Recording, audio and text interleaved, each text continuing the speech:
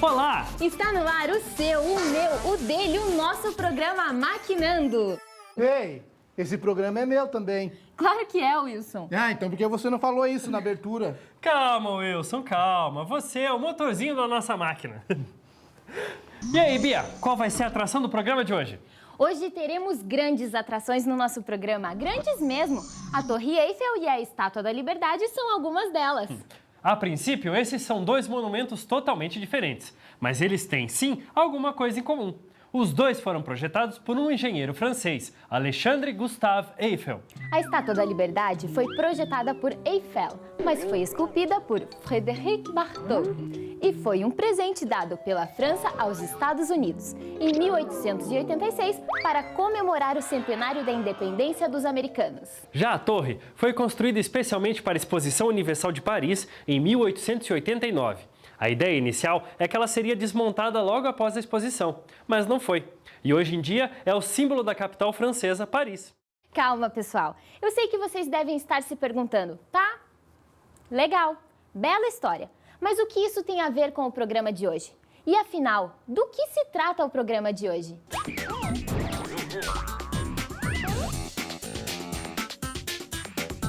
É que vamos falar de equilíbrio de estruturas. E estes dois monumentos são exemplos muito famosos de estruturas grandes e que se mantêm de pé até hoje. Para que estruturas grandes como a Torre Eiffel, a Estátua da Liberdade e tantas outras que o homem já construiu pudessem ter ficado de pé, foi necessário analisar uma série de fatores. E são esses fatores que vamos conhecer um pouco mais. Mas para começar, vamos demonstrar a importância das estruturas em um exemplo mais simples. Uma parte de uma cerca, daquelas de madeira. É, uma cerca com cerca de 1 metro mais ou menos. Uma cerca com cerca de 1 metro. Era para ser uma piada, é isso? Ai, ninguém riu da piada da Bia, coitada. Eu tô rindo. Uma cerca com cerca de 1 metro. É um trocadilho, né? Tá, e você vai trazer a cerca ou não, Wilson? Tá aqui, ó. Ô, mas isso aqui tá parecendo mais um portãozinho do que uma cerca, hein? É para ser só uma amostra, Wilson. Eu não ia trazer uma cerca inteira aqui, né? Mas pensando bem, talvez seja melhor chamar de portãozinho mesmo. Se não fosse eu nesse programa, queria só ver o que seria. Bom, todo mundo já deve ter entrado em alguma casa ou em algum lugar que tinha um portãozinho desses, né? Percebam que mesmo com todas essas ripas pregadas, ele ainda não é totalmente seguro. Mas, se fizermos um pequeno ajuste assim,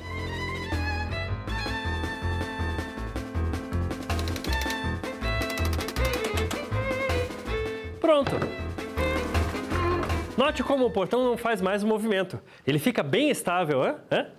E vocês sabem por que o portão ficou tão rígido? Perceberam que esta ripa que o Guto colocou aqui formou 2 triângulos? É mesmo? Pois então, a forma triangular é a única forma geométrica que permite essa rigidez. Por isso mesmo, ela é usada na maioria das construções. Nos telhados, por exemplo. Estruturas feitas de triângulos interligados não podem ser torcidas ou derrubadas sem serem deformadas.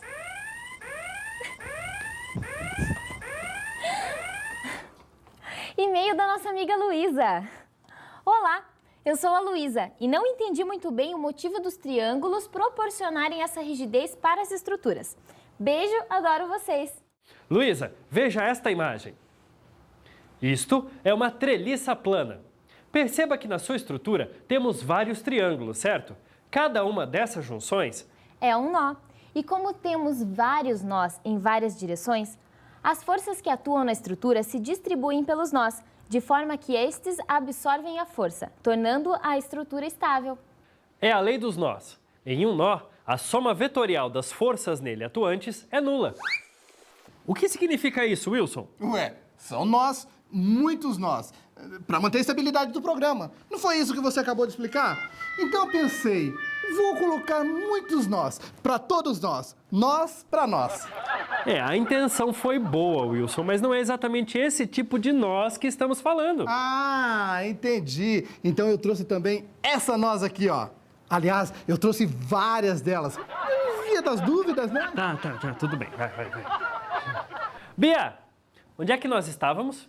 Estávamos aqui mesmo, mas deixa eu continuar. Lembram da Torre Eiffel? Ela tem mais de 10 mil toneladas. E adivinhem como esse peso todo se mantém de pé desde o século XIX? Será que é porque toda a estrutura dela é feita em triângulos?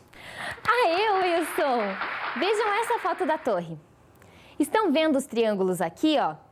Toda a torre tem a estrutura assim. Equilíbrio de estruturas é isso.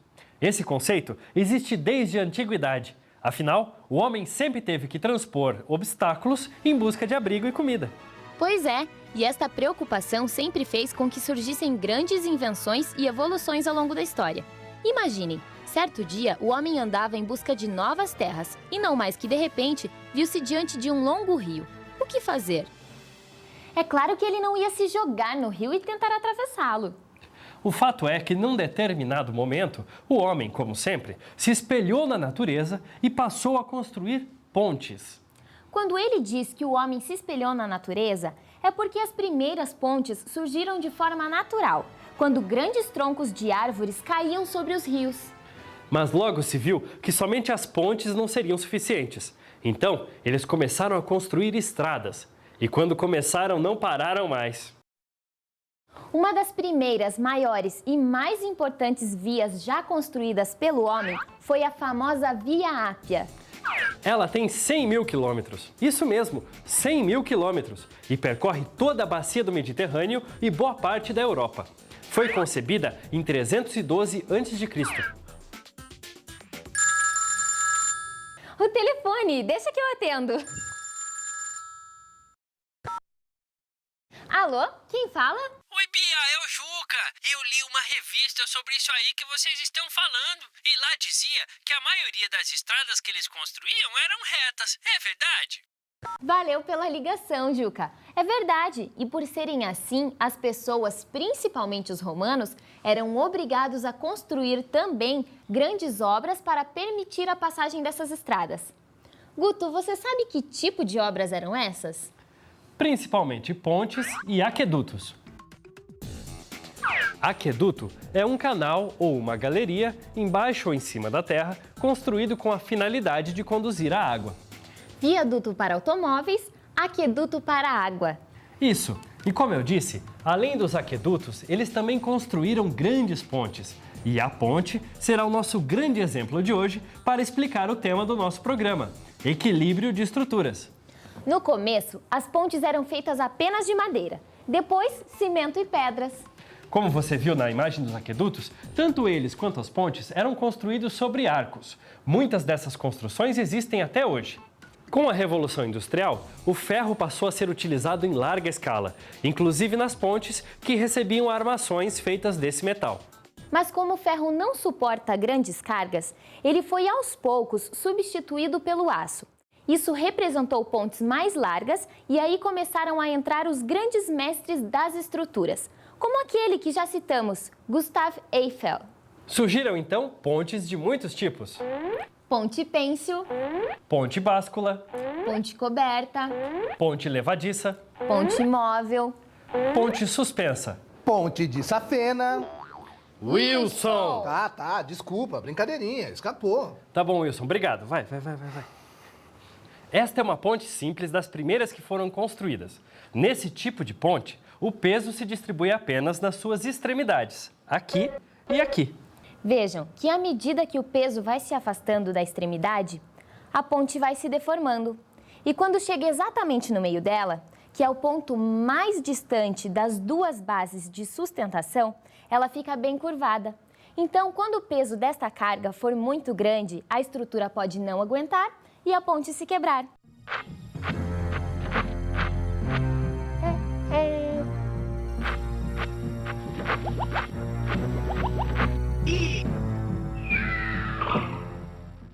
De tanto quebrar pontes e levar prejuízos, os homens começaram a pensar em maneiras de deixá-las mais estáveis. Sendo assim, passaram a utilizar estruturas mais rígidas, como, por exemplo, algumas ripas ou ferro ligando-as.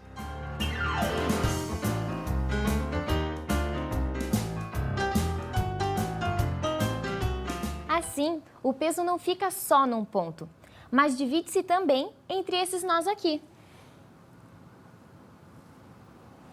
já foi um grande avanço. Percebam que quando o peso está no meio da ponte, a deformação dela já é menor, mas ainda não suficiente para suportar grandes pesos. A sociedade evoluía com rapidez e o transporte de uma quantidade grande de coisas ou mesmo de pessoas era cada vez mais comum. Então precisava-se de algo mais resistente. Oba, e-mail! Adoro quando o pessoal de casa participa. Vamos ver. Oi, Bia, é sua mãe, Selma. Mãe! Quem está escrevendo é seu irmão, pois eu não sei mexer nesse negócio aqui. Queria te lembrar de passar na costureira para pegar meu vestido. Ah, e coloque um casaco quando sair, tá esfriando. Um beijo, mamãe. Desculpa, Guto. Desculpa, pessoal. Mãe, agora não é hora disso. Quer que eu perca meu emprego? Vamos, Guto, vamos voltar à explicação. Acho bom. Então, paramos na parte em que os homens precisavam de ainda mais segurança nas pontes. Agora deixa que eu vejo. Dá um tempo, né, dona Selma? Não é a mamãe, agora é o André. Oi, pessoal do Maquinando. Fiquei sabendo que uma vez uma ponte caiu porque soldados estavam marchando em cima dela. É verdade? É verdade sim, André. Os fenômenos que ocorrem nesse caso são a ressonância e a reverberação. Imagine um monte de pessoas fazendo movimentos ritmados sobre a ponte. Ela vai começar a balançar.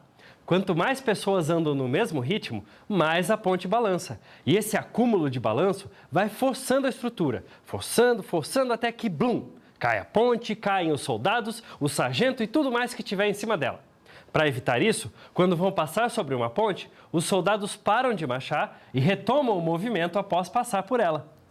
Então, foi por este e por outros motivos que o homem chegou àquela conclusão de que falamos no começo do programa. Os triângulos são mais estáveis que os quadrados. Perceberam que a ponte está ainda mais fixa? É a evolução, meus caros. Mas vocês não perdem por esperar. Sabe para que serve isso daqui? Para colocar aqui.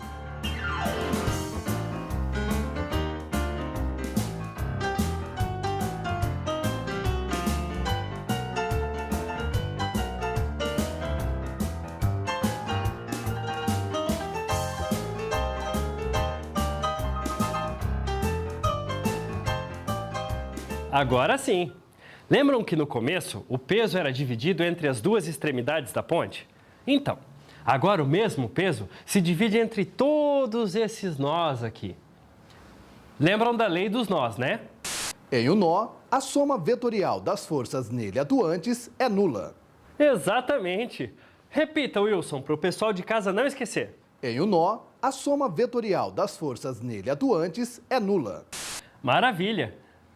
Lembra de como este peso deformava a ponte no começo do programa? Veja agora. Lembram da treliça plana, né? Que nós mostramos agora há pouco com o exemplo do portão. Então, essa estrutura de triângulos tridimensionais é chamada treliça espacial.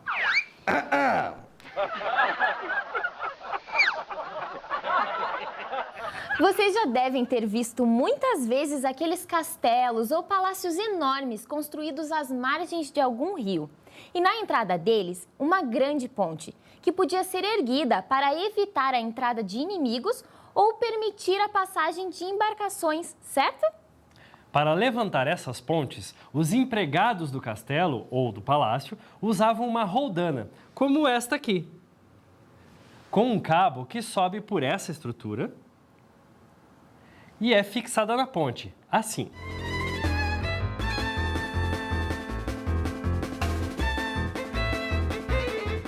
Então, eles giram a manivela e a ponte sobe assim. Percebam que se colocarmos o cabo aqui,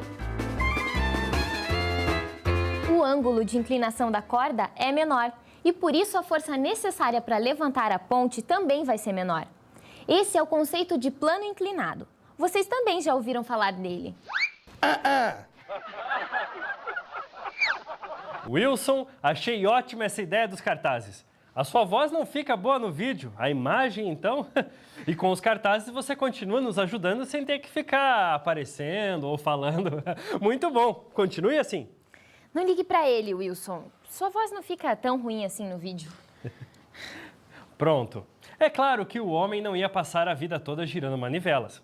Então, a esta estrutura para erguer a ponte foi adaptado um motor. Basta apertar o botão e... Tcharam! E por hoje é só, pessoal. É isso aí. Obrigada pela audiência e até o próximo Maquinando!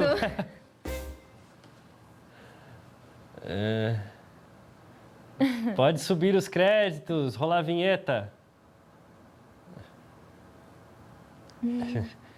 Eu tenho a impressão de que o Wilson tem alguma coisa a ver com isso. O Wilson já foi. Ele levou uns fios com ele. Ai, ele me paga.